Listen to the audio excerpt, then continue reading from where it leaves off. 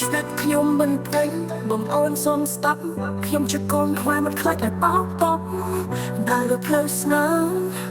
មិនគេចពីបញ្ហាតែដោះស្រាយដូចជាអ្នកអ្វីឆ្លាតហើយនឹកថាខ្មែរតែចាំបាច់ត្រូវបង្ហាញរូបបន្តដល់ក្រុមខ្លួនគឺក្តីស្រឡាញ់នឹងការរងងចង់ឲ្យពិភពលោកស្គាល់ថាខ្មែរតម្លៃតែគេចង់ជឿនថាជាចាស់ប្រពុកគេថាខ្មែរមានសិល្បៈពងខ្ពស់ខ្មែរមានសិល្បៈពងខ្ពស់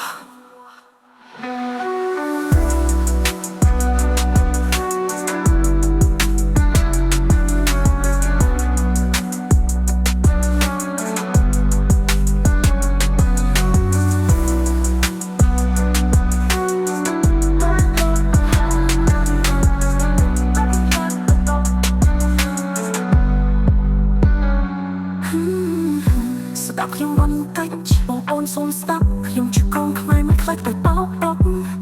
ដែលលើផ្លូវស្នេហ៍មិនកិច្ចពីបញ្ហាតែដោះស្រាយដូចជាអ្នកវ័យឆ្លាតតែនឹកថាខ្មែរតែចង់បាច់ត្រូវបង្ហាញរវល់តតនៅក្នុងខ្លួនគឺក្តីស្រឡាញ់ចង់ឲ្យពិភពលោកស្គាល់ថាខ្មែរមានតម្លៃបើគេចោទយើងថាជាចាស់ក៏តែគេថាខ្មែរមានសិល្បៈខ្ពស់ខ្ពស់សិល្បៈខ្ពស់ខ្មែរមានសិល្បៈខ្ពស់ខ្ពស់ខ្មែរមានសិល្បៈខ្ពស់ខ្ពស់